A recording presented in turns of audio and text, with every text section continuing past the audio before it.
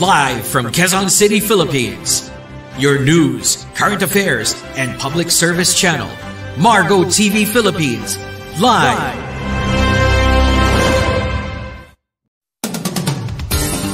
Narito na ang programang kasangga ng sambayanan.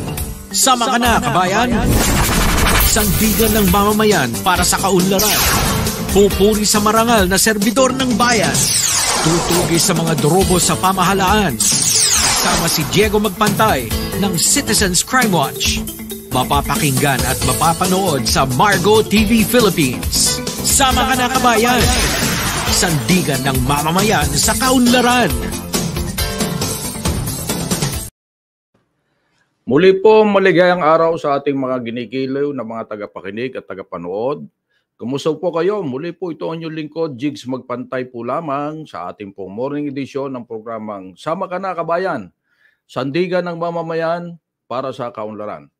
At syempre, bago po tayo magpatuloy sa ating pong pagtatalakay sa mga mahalagang impormasyon ngayong pong araw na ito ng Miyerkules, Agosto 30, huwag po ninyong kalilimutan na i-like, i-share at i-subscribe ang ating pong programa dito sa Margo TV Philippines. Happy birthday muna sa lahat ng mga may karawan ngayong pong araw. Maligayang karawan po sa inyong lahat. At ngayon po medyo gumanda-ganda po ang panahon. Kahapon ng umaga maganda, pero pagkahapon medyo naging makulimlim. Ngayon ganun na naman po at sana naman po yung bagyong si Guring papalabas naman po sa ating naandun lang po sa may Babuyan Island at ang problema lang po ito'y nagdudulot ng malakas na hangin, yung pong hangin habagat.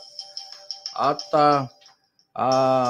kumusta po ang ating mga OFW at iba pang mga natatanging mamamayang Pilipino na nakaantabay po sa atin sa iba't ibang panig ng ating pong bansa, ng ating pong daigdig.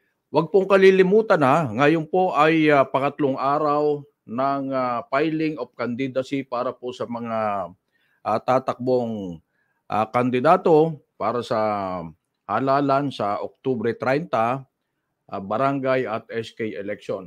Mayroon pong checkpoint Mayroon pong mga checkpoint na inilatag po ang Philippine National Police at iba pa pong law enforcement agency. At ngayon po ay meron tayong ini-implement na gun ban. Bawal po ang pagdadala ng mga armas pagkat sinuspindi po muna yung ibinigay ng PNP na permit to carry. Hanggang November 28 po yan at bawal po. Sa report po ng PNP mula nung araw ng Lunes ba yun? Martes. Marami na pong ito may tumatawag sa atin. Medyo makulit ang konti Mamaya ka na po tumawag at tayo po ay on board. Tayo po ay nagpo-programa dito sa Sama Ka Kabayan.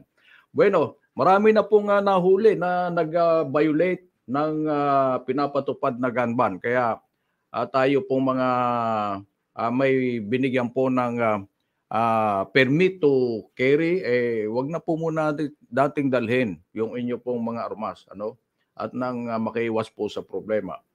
At syempre, ngayon po ang pangatlong araw ng filing of candidacy. Alam nyo, kahapon nagkaroon po ng report na nagkaroon po ng violensya. Ito ay election-related incident at isa pong barangay chairman ang binaril at napatay po kahapon. Matapos pong siya ay mag-file ng certificate of candidacy diyan sa barangay San Jose, Libon, Albay, diyan po sa Bicol. At isa din po doon sa Midsayap, Cotabato, sa barangay o diyan po sa may munisipyo po ng Midsayap. At ito pong si barangay chairman Alex Ripato, 51 anyos, binaril po at napatay ng di pa kilalang gunman. Pagkatapos lamang na siya po ay mag-file ng kanyang sertipiko sa pagtakbo po bilang kandidato, re-eleksyonistang kapitan. At doon naman po sa Midsayap, Cotabato, ito pong si Haron de Malanis na tumatakbo ring kapitan ng barangay. Sa harap po mismo ng munisipyo. Doon po siya habang naghihintay po ng kanyang mga kasamahan na magpapail din ng candidacy. Siya po ay nilapitan ng mga hindi kilalang gunmen at ito pagkatapos na siya po ay mag-file din ng kanyang candidacy. May isa pang na wounded at itong insidente pong ito ay kinukonsidera pong election-related incident at tinututukan po ng Philippine National Police at Commission on Election.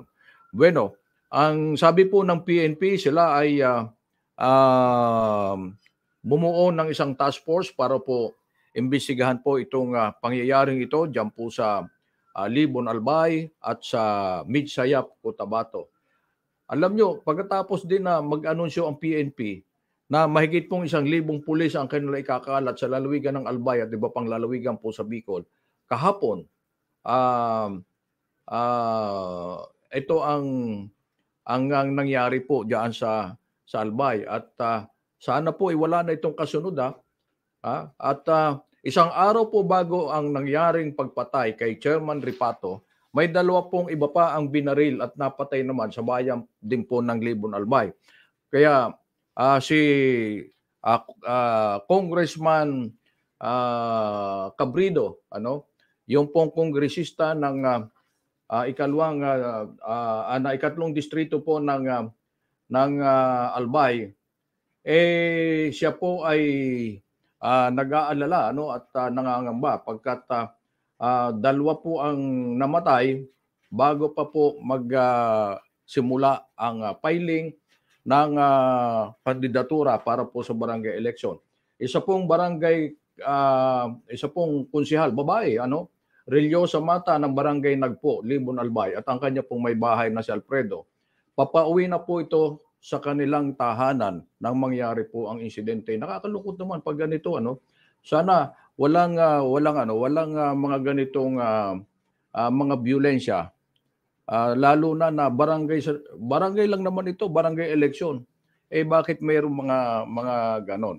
Well, anyway, ang sabi naman ng PNP, mayroon na silang task force na binuo. So, ihintayin po natin kung ano ang magiging resulta po ng kanilang investigasyon at sana ay mabigyan po ng hustisya ito po mga namatay na ito.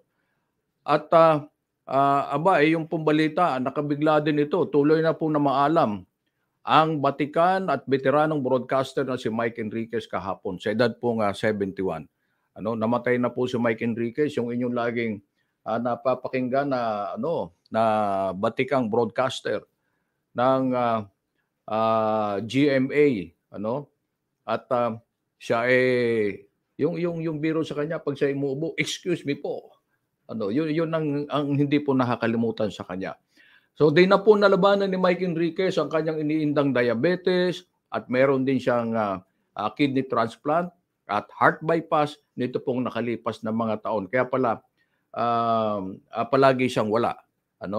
At sa mahigit na 50 taon sa larangan ng broadcast, si Mike Enriquez po ay namayagpag. At siyempre, hindi po siya makakalimutan sa industriya pagkat isa po siya sa mga naging haligi ng broadcast. Okay, patuloy po tayo mga kababayan sa ating pong mga impormasyon, mga importante pong mga balita.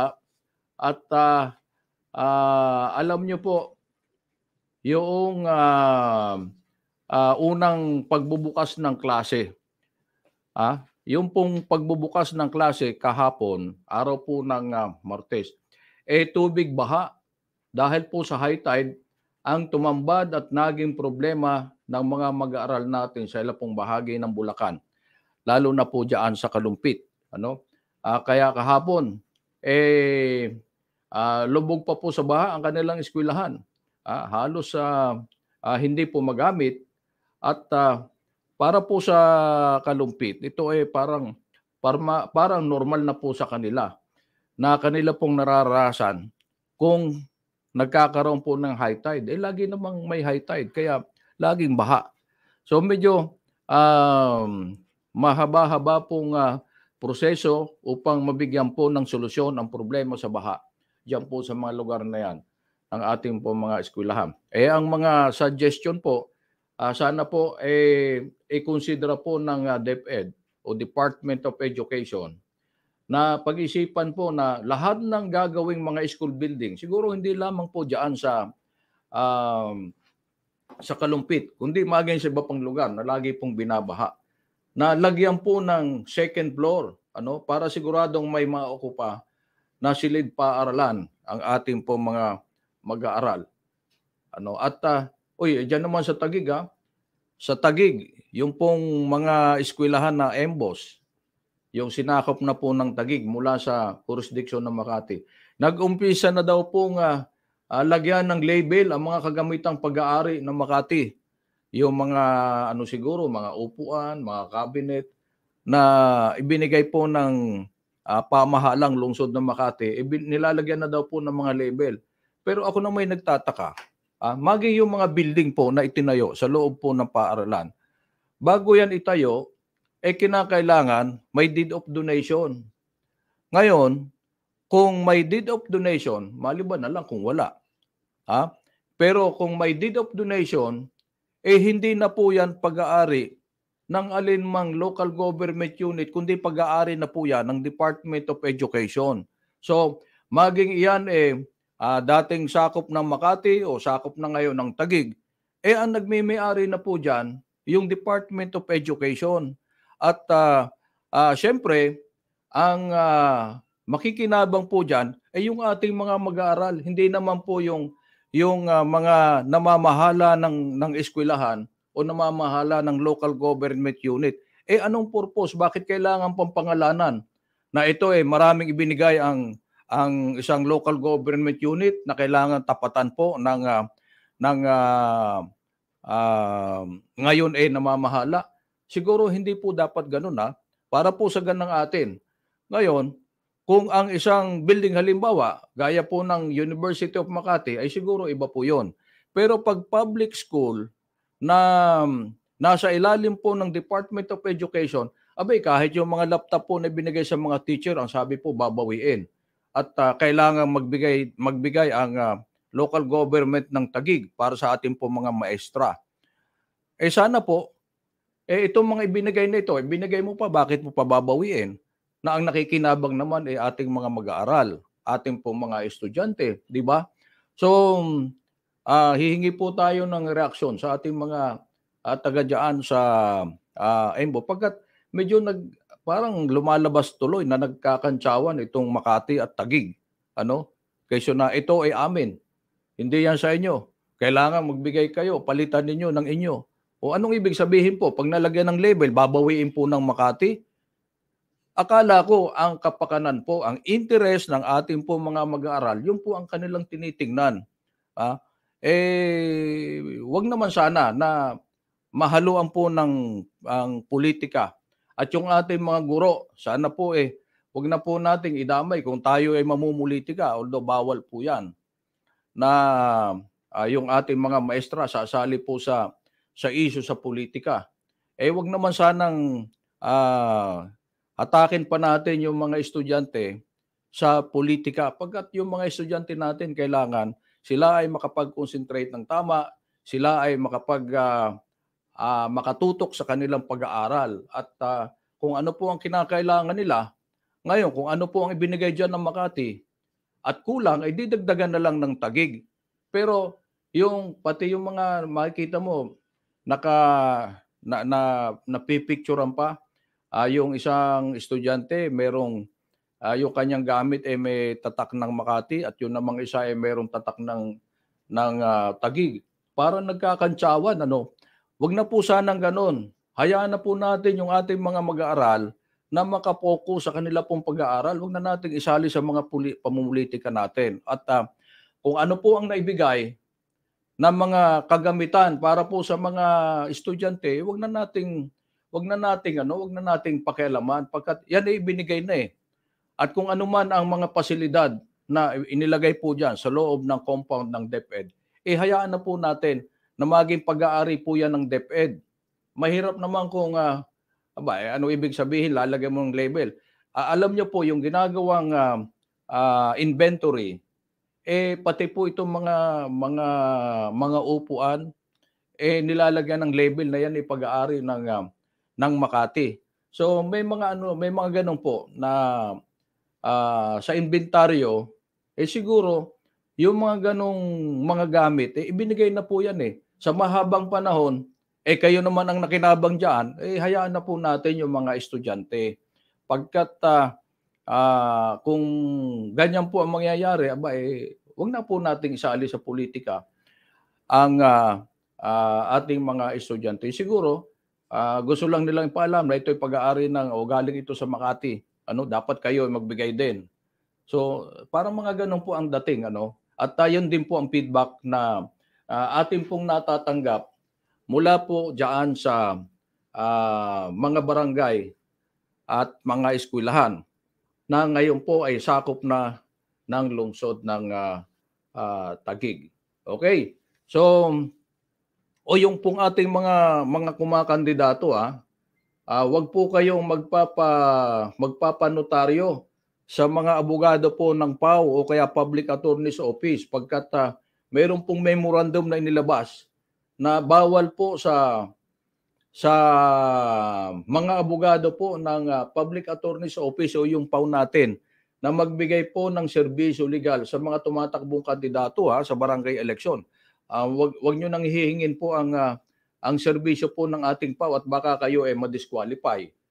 Mayroon pong ibinigay na memorandum para po sa ating mga public attorney na hindi po sila pwedeng magbigay ng legal services sa mga kandidato pagkat yung po ay pinagbabawal.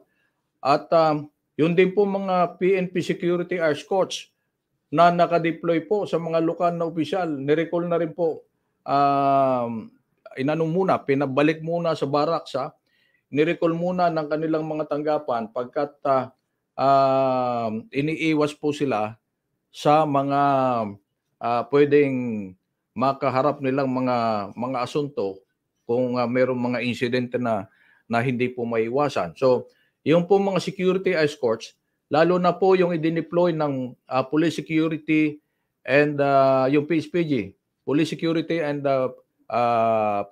Protection Group, PSPG. Nirecall na po yon at siguro hanggang November 28 at habang sila ay nirecall, habang sila ay on recall, gagamitin daw po yung kanilang panahon sa siguro mga pagsiseminar o kung ano po mga dapat na gawin para hindi po masayang yung oras ng ating mga police security escorts. So, yung po mga kaanak, yung mga pulis naman na may mga kaanak na tumatakbo, inilipat din muna daw sa kanila pong mga destino para maiwas din po sa problema. Siyempre, kung kaanak mo yung tumatakbo, pag medyo may kinakailangan ang suporta ng isang pulis, siyempre, hindi makakaiwas yan kung mukaanak. So, ang ginawa po ng liderato ng Philippine National Police, inilipat po muna yung mga pulis na may mga kaanak na tumatakbo. At yun din sa mga officials, sa mga SK na nais pong tumakbo bilang chairman ng Sangguniang Kabataan, ang ruling pala, kapag ikaw ay may kaanak din na nakaupo, yung mga elected official na nakaupo, hindi ka rin pala pwede. Kaya ikaw, DJ, kung ang iyong tatay ay barangay official, hindi ka pwedeng tumakbo bilang SK chairman. Kaya Huwag ka nang mangarap na maging SK chairman. Tama na, dito ka na lang sa technical side ng ating Margo TV Philippines, ano? At kung ang iyong tatay halimbawa konsehal ng bayan, halal na opisyal ng bayan, kung anumang posisyon, hindi ka pwede kasi karamihan ganun eh. Yung mga anak ni kapitan pinapatakbong chairman ng SK. Mayroong mga ganun eh, mga nangyari nung mga panahon. At maraming ganun. Anak ni mayor, siya ang SK chairman. Siyempre, pag SK chairman na yan, nanalo yan sa isang barangay, siyempre, magkakaroon ng eleksyon kung sino magiging federation chairman. At yung federation chairman, siya naman ang mauupong representative ng SK sa konseho. So yung anak ni mayor, SK chairman, naging federation president, naging member na rin ng konseho ng isang munisipyo pagkat siyempre yung kanyang impluwensya bilang mayor, kayang gawin yan. Ano? At yung pala, ngayon po sa darating na eleksyon sa October 30, bawal na pong tumakbo bilang SK officials yung mga may kaanak na nakaupong elected officials, lalong-lalo na yung mayor at kapitan. So hindi na pwede. At sa bagay, tama naman ito, bigyan natin ng pagkakataon yung iba. Hindi naman, pagdating ng araw, yung SK official na yan, abay, tatakbo na rin yung kapitan o kaya tatakbo na rin yung konsehal ng bayan. At pagkatapos niyan, tatakbo na rin mayor. So, ganun po ang ganun ang pattern, ganun po ang nangyayari. At ang iba pa nga diyan pinapatakbo sa ininominate sa party list. Kaya lumalabas tuloy si mayor, anak niya yung party list congressman, si mayor, anak niya yung board member, si mayor, anak niya yung konsehal, buong lahi na nasa posisyon na. Ang tawag po niyan ay dinastiya. So, diyan nagkakaroon po ng nakaka-create ng dynasty sa isa pong lugar. At tandaan ninyo sa isang lugar na lalo po doon sa Mindanao, sa isang lugar na namamayagpag ang dynasty, ang dinastiya, siya namang naghihirap ng lugar. Bakit kamo? Yung po mga politiko kasi, isa din po yan sa estratehiya. Yung kunyari, nagbibigay ng tulong sa lahat ng mga nangangailangan. Kaya pag tumakbo yung kanyang asawa, pagkatapos niyang matapos yung kanyang term, yung lalaki mayor, kunyari, pagkatapos niyan yung kanyang asawa o anak. At kuminsan sabay-sabay pa. Ngayon, pag mayroon pong ganito, ay siyempre yung mga tao dahil naghihirap, walang pupuntahan si mayor, si konsehal, si vice mayor. May mga lugar na mayor, vice mayor, mag-asawa. At sa ganito pong paraan, nakaka-create po ng dinastiya sa isang lugar pagkat yung mga tao wala pong mapuntahan, walang malapitan, kundi yung kanilang pamilya. So meron naman nagsasabi na, kung pamilya kami, pero lahat naman ng tulong ay binibigay namin sa mga kababayan natin. Tama din naman. Pero ang usapan po is dinastiya. Hindi naman siguro dapat na ganoon. Okay? So sa iba po natin mga impormasyon, nito pong nakaraang buwan ng Hulyo, pagkatapos po nung SONA ng ating pong Pangulo, ay bumuo po ng Anti-Agricultural Smuggling Task Force ang Department of Justice. Ito po ay bilang tugon po ng Department of Justice sa direktiba po ng Pangulo na habulin po yung mga smugglers ng produktong agrikultura. Matatandaan po natin nung isang araw may na-raid na warehouse diyan po sa Bulacan at napakarami pong bigas. Ngayon, ang sabi po ng Pangulo, inatasan po yung Bureau of Customs na paigtingin pang lalo ang kanilang pagsasagawa ng raid sa mga bodega na pinagsususpetsahan, pinagtataguan po o nagkakaroon ng hoarding ng mga agricultural product, lalo na po yung bigas. Bakit nakalimutan na yata na mayroon palang ganito? Mayroon palang anti-smuggling task force. Mayroon palang anti-agricultural smuggling task force. Bakit hindi yun ang inatasan? At kinakailangan pang yung Speaker of the House, si Congressman Romualdez, si Speaker Romualdez, sumama sa raid. Bakit kinakailangan pang sila? Mayroon naman palang task force. So ito dapat ang utusan. Anong silbi ng anti-agricultural smuggling task force kung wala naman palang ginagawa? Kung wala silang tao, andyan naman yung PNP, andyan naman yung NBI. So ang BOC kasi ang pinaka trabaho po niyan mangolekta ng buwis sa mga papasok na mga produkto mula sa ibang bansa at hindi po para magsakyada sa mga bodega. Although parte na rin ng kanilang obligasyon siguro dahil yung mga dumadating na mga imported items itinatago. So yun po. Noong 2016, meron po tayong isinabatas, yung Anti-Agricultural Smuggling Act of 2016. Maliban po ito dito sa binuo ng DOJ. At ito ay upang labanan po ang smuggling o yung kinukonsiderang large-scale smuggling. Kasi yung pong large-scale smuggling, kinukonsidera po yan na economic sabotage. At syempre, pag nasasabotahe po ang ating ekonomiya, hindi po maganda. Yung pag-i-import o pagbebenta po ng mga aabutin sa 1 million hanggang 10 milyong halaga ng raw agricultural products. Yung hindi pa dumaan sa simpleng proseso para po sa preparation o kaya preservation na wala pong import permit. Yan po makukonsiderang krimen at ang tawag po diyan ay smuggling.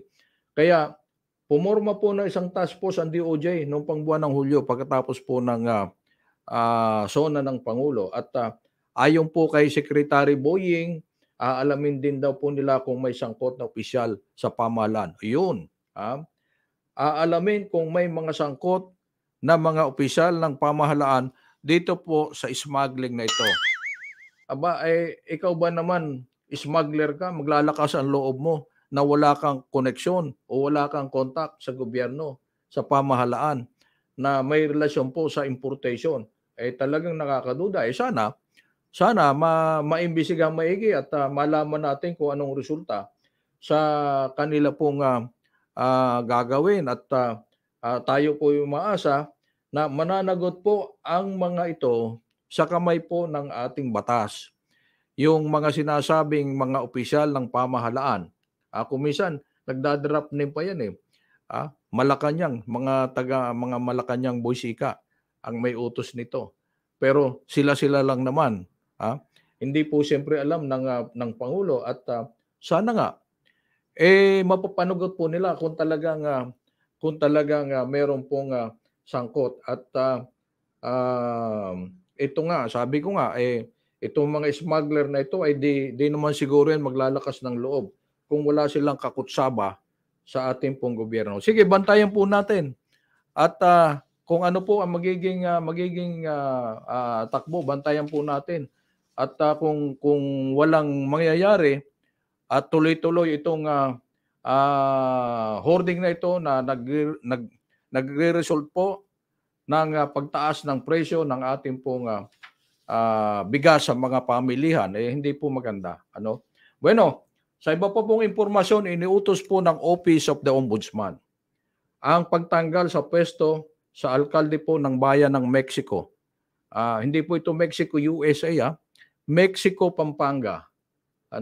Si Mayor Teddy Tumang, sa gitna po ng pag-aproba ng Office of the Ombudsman na sampahan ng kasong kriminal, ito pong alkalde na ito, sa pagkakadawit nito sa di umano'y maanumalyang pagbili ng road construction materials mula po sa isang supplier noong 2009 at 2010.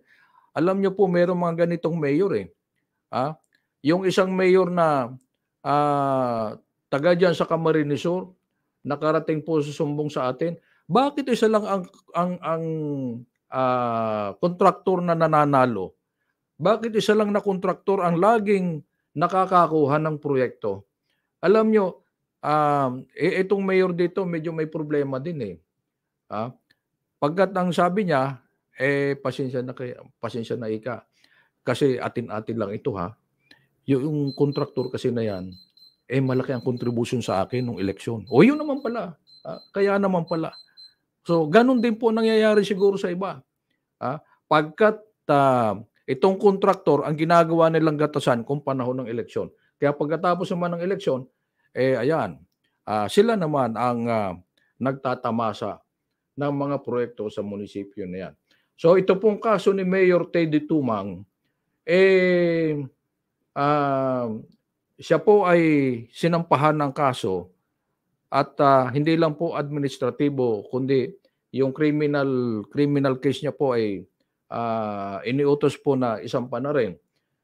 At kasama niya pong naharap sa kaparehong kaso ay sina Marlon Maniacop, chairman po ng Bids and Awards Committee at mga membro po ng BAC na sina Lucila Ahento, Jesus Punsalan, Luz Bundok at Romeo Raso. Iyan ang problema. Pati yung mga miyembro ng BAC kadamay. Sabagay, mayroon naman kasi mga miyembro ng BAC na sa bidding pa lang may pinaghahati-hatian eh. Ngayon, pag may kaso, ay di sama-sama din kayo. Ganun din po ang negosyanteng si William Collis ng Buyo Trading and Construction na siya po nag-implement ng proyekto. Si Tumang, si Mayor Tumang at iba pang mga kasamahan niyang sinampahan po ng kaso ay na sinasabi po ng ombudsman na guilty sa kasong grave misconduct sa order po na pinalabas noong August 25. At siyempre, tinatanggal po sa pwesto. Hindi naman po nag-resist si Mayor Tumang. At sinunod niya po itong kautusan na ito at nagsabing makikipagpulong na lang siya sa kanyang mga abogado at lalabanan niya sa tamang lugar ang kautusang ito ng Office of the Ombudsman. But siyempre, yung kanyang Vice Mayor ngayon ang nakaupo bilang acting mayor. Okay, so ganyan po ha. Kayong mga mayor, dapat maingat kayo sa mga ganito. Kaya ikaw mayor dyan sa Camarines Sur, papangalanan din kita dito, makita mo. Pag hindi ka huminto sa mga ginagawa mo. Bueno, wala na po tayong oras po mga kababayan. At tayo ay pansamantala po mamamaalam sa ating pong programa. Teka, bago makalimutan, yung palang ating isiniwalat ditong insidente dyan sa bayan ng Lumban, sa lalawigan ng Laguna, yung pong security guard na anak ni Kapitan. Wala pa palang warrant of arrest na lumalabas pero nasampahan na po ng kaso. Papasyal-pasyal pa rin dyan sa kanilang bayan. Sana lumabas agad ang warrant of arrest nitong karaho na ito para at least madinig po sa korte kung ano po talaga ang tunay na pangyayari. Bueno, hintayin po natin kung ano po ang development uli dyan. Pagkat nag-message po sa atin, yung ating po mga kasamahan, yan po ang report sa atin. Muli po ang inyong lingkod, si Jigs Magpantay. Nagpapasalamat. Magsama-sama po tayo muli mamaya sa ating po panghapong edisyon ng programang Sama Ka Kabayan. At medyo madulas po ang kalsada sa ibang lugar. Yung ating mga motorista, ingat-ingat po kayo, mahirap ng maaksidente. Kinakailangan tayo po iuwi sa ating mga pamilya ng buo at wala pong anumang kakundian. Maraming salamat po sa inyong pakikinig. Inyong napakinggan at napanood ang programang Sama Ka Na Kabayan. Sandigan ng mamamayan para sa kaunlaran. Hanggang sa muli dito sa Margo TV Philippines.